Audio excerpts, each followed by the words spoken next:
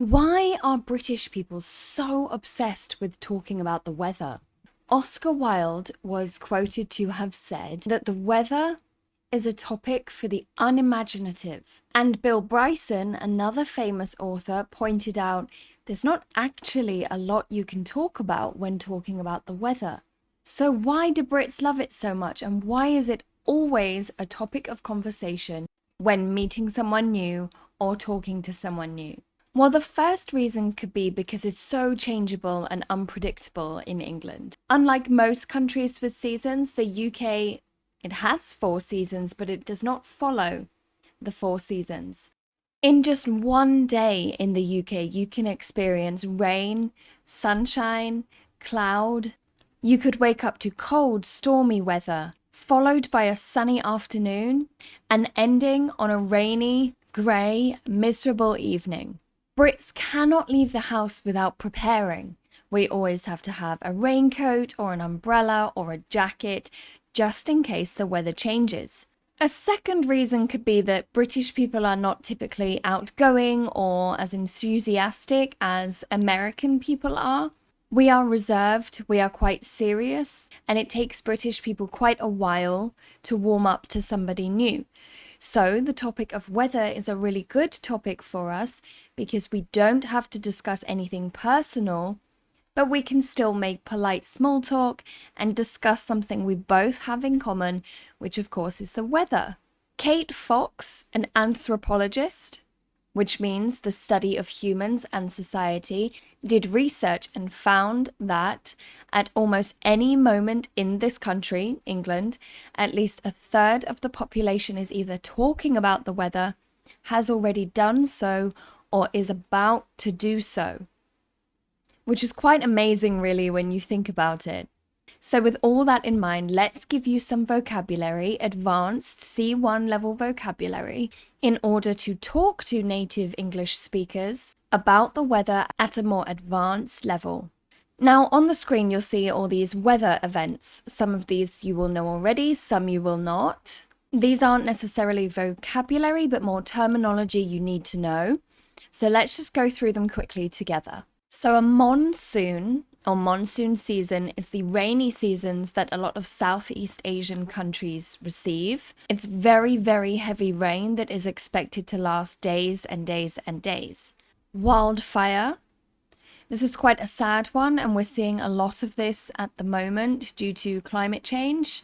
A wildfire is fire that is started naturally and spreads very quickly through wild natural areas like forests or reserves or national parks. Typically it's started because there's a lot of dry leaves and sticks and twigs on the ground, and it can spread very quickly. Drought. Drought is almost like the complete opposite of a monsoon. It is when there is a long period of no rain, and it causes problems for people. There's not enough water for animals, for people, for growing crops. So a drought is a very long period with no rain. Thunder, and always comes with lightning. I want to just emphasize the pronunciation on this one because some people say lighting and it's not lighting. Lightning. So lighting is what we have in our homes, and lightning follows thunder. So thunder and lightning happen during a storm, and the thunder is the loud noises that you hear, and the lightning is the forks of light that come out of the sky. Tornado and hurricane. You may know these two already, but what's the difference? Well, a tornado is strong gusts of wind starting on land and moving at a very high speed and destroying a lot in its path. And a hurricane is the same, but it starts on water. So a tornado starts on land and a hurricane starts on water, starts in the sea. And last one, hailstones. Hailstones. Instead of snow falling, we have these hard rocks. They're like pieces of ice that fall and can cause a lot of damage because they can be very big and in some places in the world very dangerous. I don't think England has ever had a really dangerous hailstone storm, but I have been outside when hailstones have fallen and it hurts. It's like rocks, small rocks landing on you. So it's not soft like snow and it's not wet like rain. It's like frozen water coming out of the sky in large pieces. Okay, so now we've gone through the weather events, I'm going to introduce you to some vocabulary that may be of a higher level than you already have. Some of it will be more natural to natives and some of it will be more scientific based. So our first one today, we have 2 degrees of measurement. Degrees Celsius or degrees Fahrenheit. Now, degrees Celsius is what British people use, and I think most of Europe uses Celsius. Degrees Fahrenheit is what Americans would use. But they're both the same. They are just a degree of measurement of temperature. However, there's quite a big difference in number. And I will put the equation here on the screen for you. But it's something like you have to add 35 degrees to Celsius to get the Fahrenheit. So be sure when you are talking about temperature that you know which degrees you're working in, Celsius or Fahrenheit, because 30 degrees Celsius is very, very different to 30 degrees Fahrenheit. 30 degrees Celsius is quite hot.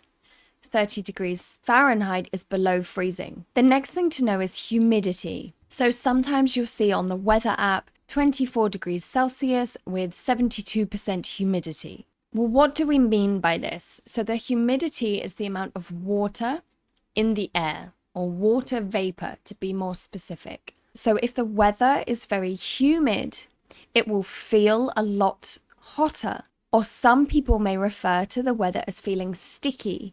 It's like very thick air, difficult to breathe in, difficult to do your daily tasks. Maybe the air feels heavy. This is humidity. So this is the amount of water in the air. Some people, I think only really British people, refer to this as muggy or mugginess. Again, the outside air can feel really hot, and you would say, oh, it's so muggy today. Typically, England is not a humid country. Countries in Southeast Asia with lots of tropical plants and water vapor in the air, they will be more humid and they will have higher amounts of water in the air. Did you know that Eskimos have over 20 words for snow? Well, I'm about to give you 3 different words for wind in England. And this is something I think people don't realize about England. It's a very windy country. Even on the hottest day of the year, there will be wind somewhere in the country. So imagine it's a really hot day and you get a movement of cool air. It feels nice. It feels pleasant. You would call this a breeze. You would describe this as a breeze. A breeze is a form of air, cooler air, moving in your direction that cools you down or feels nice or feels cooler than the air around you. However, a gust or a gale are not quite so nice. These two are very similar. Both are very strong currents of wind. So strong enough to knock down trees or blow over dustbins. But a gust is quick and doesn't last very long, maybe a couple of seconds, a couple of minutes. Whereas a gale could last hours. A gust would be a strong rush of wind that blows through the trees of your home and makes everything move. A gale would be something that the weather forecaster, the person that gives you the weather, would probably warn you about. They would warn you if a gale was coming. Tomorrow morning, a gale is expected. It's like a very strong and very long-lasting rush of air, rush of wind that could cause damage. Now, the official word for rain, the word you will see on weather apps and on the news, is precipitation. Precipitation. There's 80% chance of precipitation, 20% chance of precipitation.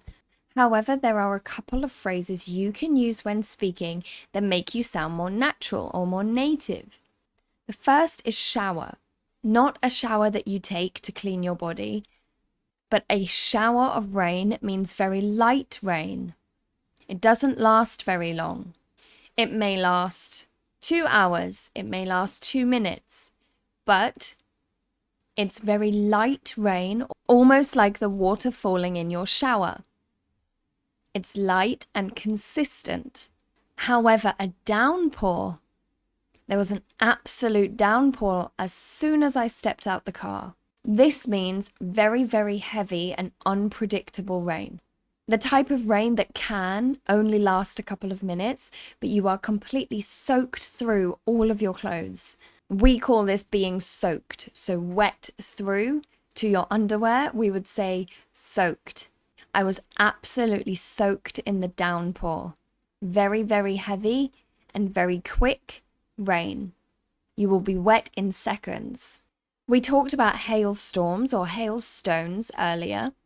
So hail is the hard frozen rocks that fall from the sky, and a hailstorm is when these hailstones fall for a very long time, a storm. Another word I have for you related to this is sleet, sleet. Now this is a bit confusing because it's not quite rain and not quite snow, and if you're from a hot country, it might be difficult to understand this. If you're from Europe, you'll know exactly what I'm talking about. It's like the snow that comes before the snow. It's wet, but it's not yet snow. It's more than rain, but it's not yet snow. So when it's raining and you see white specks falling down in the rain, but there is nothing white landing on the ground or nothing settling on the ground. Nothing is covered in white. It's just wet and it melts as soon as it touches the ground or a car or a person. We call this sleet. Sleet. I think maybe only the British have a word for this because we are just disappointed it's not snow. It's like almost snow, but not quite. So we don't get the white winter wonderland that we're hoping for. We just get another form of wet rain. Something you come across often in England, especially in the mornings, is fog or mist. These both refer to the grey, cloudy, atmospheric air that is close to the land. So not in the sky, but close to the land. It's made up of water droplets, and it makes it very difficult to see in front of you. There is one difference though. Typically mist is close to the water and it's not so thick. You can see in front of you, although it does make it difficult. Whereas fog can form anywhere and can be so thick you cannot see your hand in front of your face. It's like a cloud. It's literally like a cloud has fallen to earth and you can't see through it. This again is the type of weather that the weatherman or woman will warn you about and say, be careful if you're driving to work in the morning. There is thick fog. Try saying that 5 times. Thick fog. And our last 2 words today, spell and front. These are not used so often in casual conversation. This is why I have saved them for last, because you will hear them in weather reports. But it's good to know because sometimes you may find yourself having a conversation with someone and they use words that are a bit more scientific. A front refers to a body of hot or cold air moving over the land. The front refers to the front of this air. And as it moves over the land, it changes the weather in those locations. So recently, there was a hot front moving from Africa across Europe, which caused a lot of hot air and temperatures and weather changes in European countries. This was a front that came from Africa. You can also have a cold front. A spell, sunny spells or dry spells, refer to a short amount of time. So you will often hear, tomorrow there will be sunny spells in the afternoon. It means the majority of the day will be raining or cold or foggy, but there will be short amounts of time where the weather will change.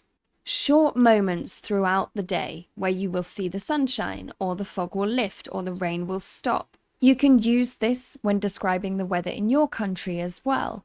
Today it has rained all day, but there have been some sunny spells. Or we are predicted dry spells tomorrow, so I hope I can go out and see my friends. Meaning there will be short moments throughout the day where it is dry, so you can leave the house and go and see your friend. What is the weather like in your country, and why do you think British people love talking about the weather so much? Let me know in the comments. Now, look at this. I have managed to talk about the weather for about 15 minutes now. So let me finish here. Have a fantastic day and a good week, and I will see you in our next video. Goodbye.